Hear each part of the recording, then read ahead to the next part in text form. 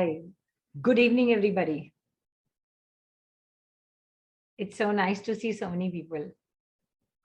Today, first, I want to thank all the participants. It's very important. Because of you all, we feel inspired to do what we are doing. The fact that you keep coming back and attending our sessions, it really inspires us. So thank you. Thank you very much. Now, a little bit about our whole forum. Whole Forum for Women was started by 4 of us, myself, Anjali, Devi, and Vasu. And it is a very small effort from our side for all the women, so that they know that they are not alone in whatever they are going through, whatever in life. We are so happy to announce that we have completed 1 year last month. Again, only possible because of you all. And thank you again. So today's session is about PCOD, and we have Dr. Shital Vaidya, who's a gynecologist, who will be talking to us about it. So let me hand it over to Anjali now. So she'll take it ahead. Thank you, Bhairavi. Thank you. And good evening to all of you. So as Bhairavi said, we have Dr. Shital with us today. Welcome, Doctor. We are so fortunate and honored to have you today with us. Thank you for taking out your time. Thank you so much. So I will tell you something about Dr. Shital. She is a specialist obstetrician and gynecologist with over 22 years of experience, providing comprehensive care to women of all age. She earned her degree from the esteemed BJ Medical College in India. She has acquired degree of MBBS, DGO, and MD. She's also undergone specialized training in ultrasound, laparoscopy, infertility, and reproductive medicine. She's an expert in all sorts of hormonal and non-hormonal issues that can be faced by a woman from her teens to her menopausal age. She is passionate about her work, and so she keeps updating herself on new research and methods of treatment with the advancements of medicine science. A very unique quality about the doctor is her approach towards her treatment is very holistic, and so she has gained knowledge in the fields of nutrition, weight management, counseling, yoga, Ayurveda, and also holistic healing. Along with her professional duties, she works towards raising health and social awareness regarding the physical, mental, and emotional well-being of women. And for this, she offers a lot of talks and presentations on various types of platforms on women's health. She has set up a WOW Counseling Center for Women in India. So WOW stands for Wellness of Women. And currently, she's working with Lifeline Modern Family Clinic in Dubai, which is located on Zabil Road. So before we start, I have a personal question to you, Doctor. Sure. Please let us know what inspired you to take up this holistic approach, because doctor usually they are only stick to their own field, the allopathic field, or other people will like stick to Ayurveda or homeopathy, but you have taken up a holistic approach. So what inspired you for that? Okay, so that's a multidisciplinary answer for me, because the first and foremost is my ancestors were all Ayurveda doctors. Okay, great. I had a background there, and when I got into medicine, it was everything about tablets. Pop this, pop that, deliver them, do this, do that. I said, how come my grandfather used to get results and I'm also getting results? So there is no one customized approach for every person. It has to be per person a different approach. So not necessary that allopathy will work for everybody.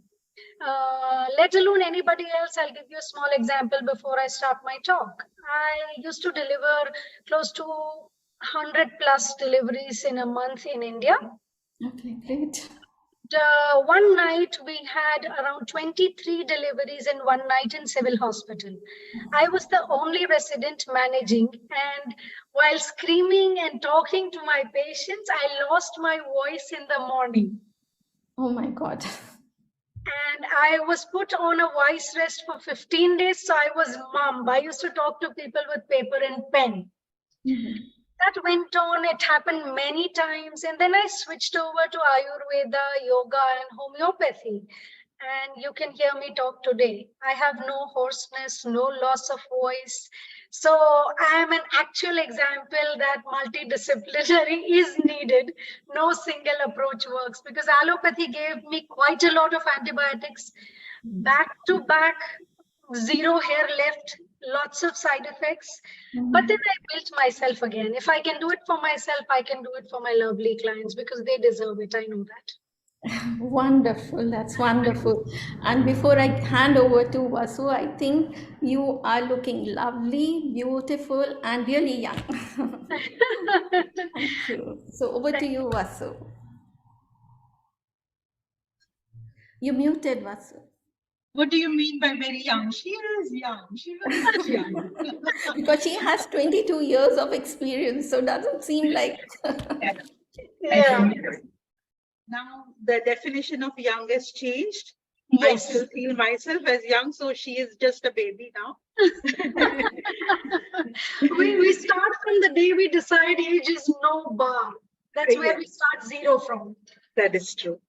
Today is a very special day for all of us, Doctor, because we are starting a topic that has been not heard in my time, to tell you frankly.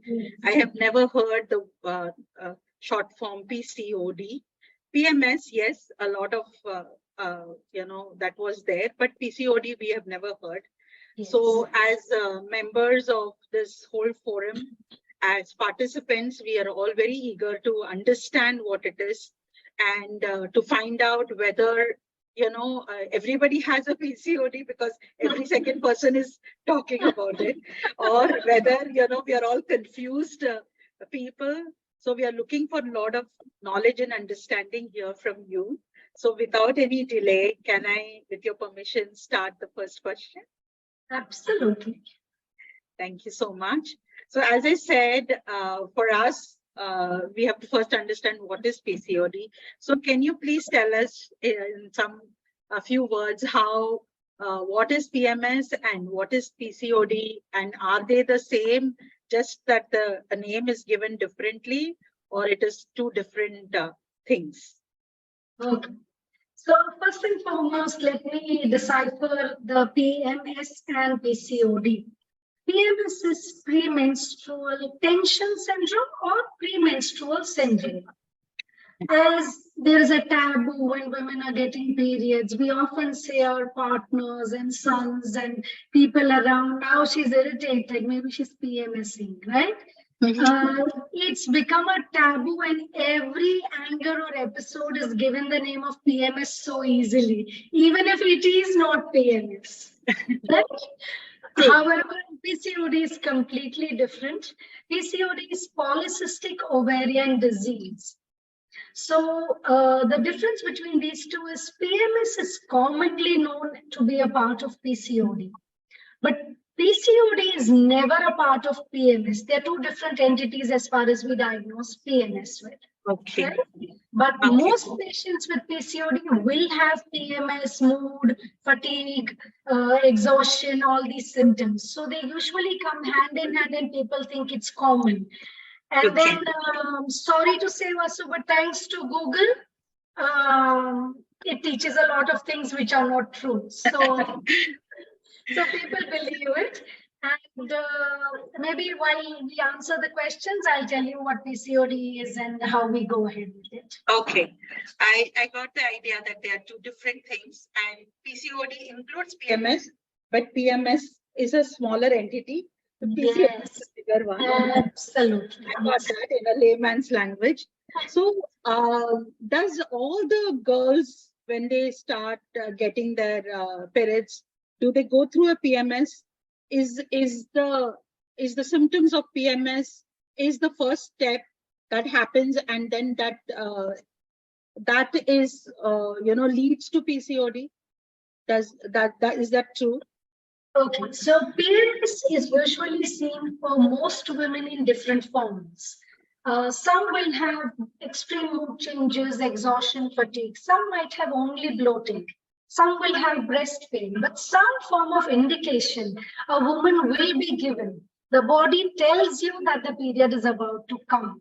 That's the reason it's very rare that when we go out, we are never without a panty liner or a pad, because we know it's coming, it's due. We live in that bubble all our life. It's coming, it's coming. It's never Yes. gone anywhere. True. Absolutely. So the PMS is basically around 2 to 5 days, but for some women, it can be as long as 2 weeks ahead of periods. So for some, it is very, very aggressive. And yes, most young girls go through it because there's an introduction of estrogen and progesterone, and the ups and downs start. As soon as the ups and downs start, so do the mood and fatigue and cravings and everything that comes with PMS.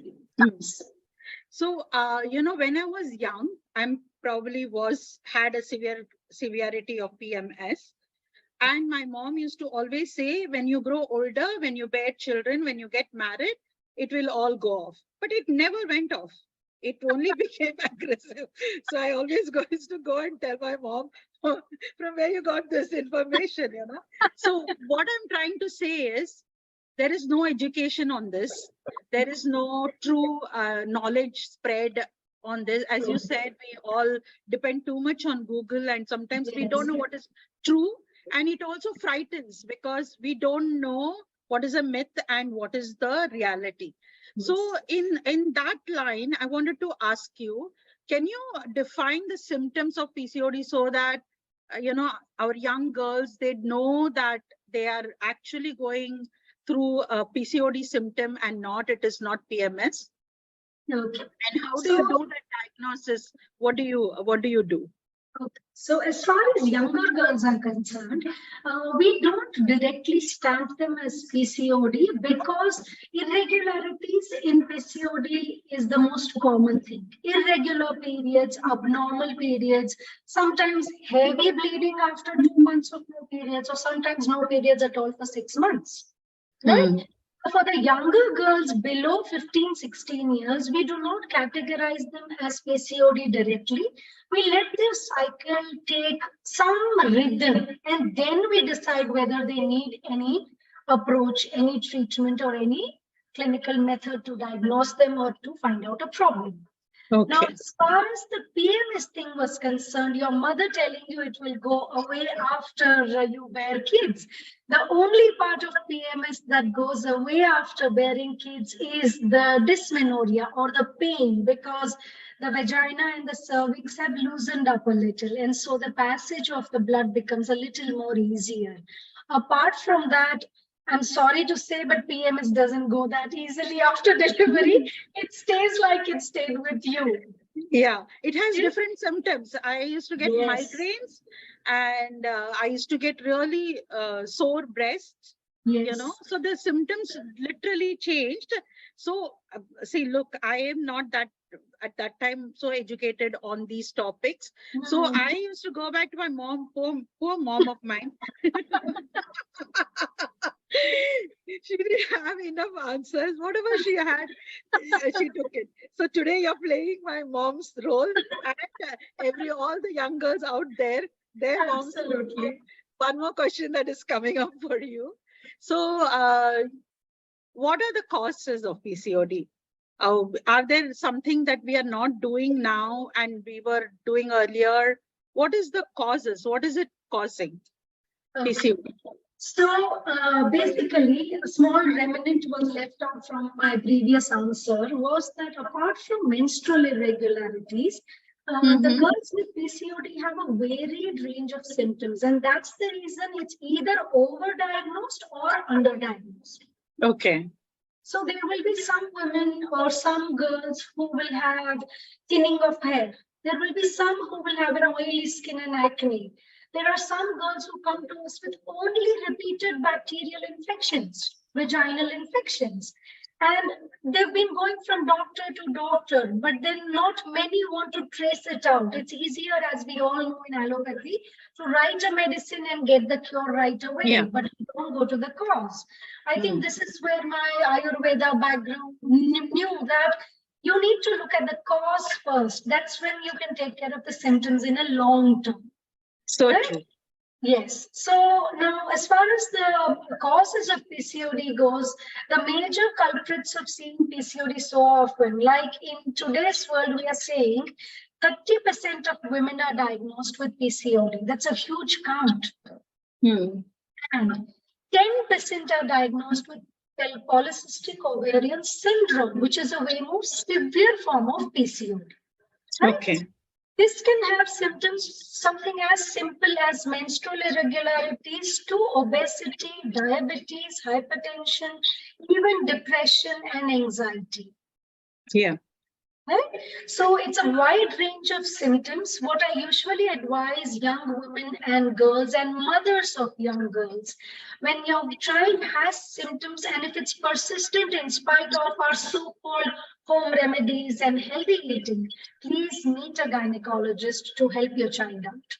Whether it's a 12-year-old girl or an 18-year-old girl or a 26-year-old. But if she's suffering, you just cannot say things will be fine soon because it's not enough in today's world, you know. We are all in a very competitive world. Schools are competitive, workplace is competitive, so is university, and managing such diseases is not an easy task. So PMS is not a disease, but PCOD itself is, you're calling it as a disease, isn't it? Yes. So when you say it as a disease, there has to be a cure. And you're saying that let's not treat the symptom, but let's treat the cause.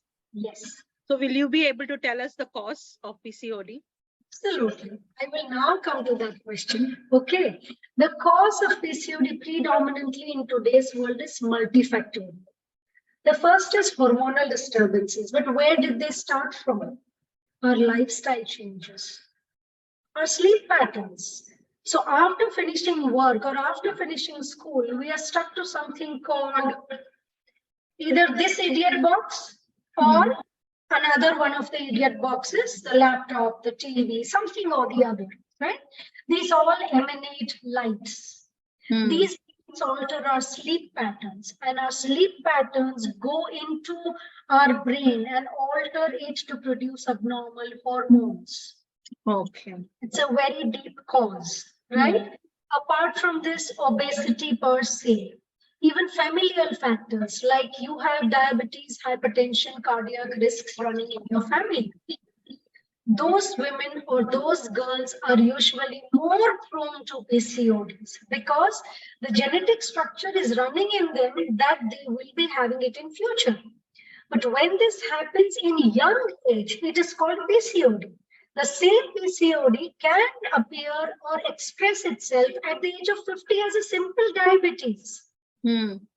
But when it happens in young age, it's because of the challenge and the stress, obesity, the sleep issues that we are putting onto our own cells. So it's like we've hit our own legs with the axe. These are all evolutionary changes of modern society.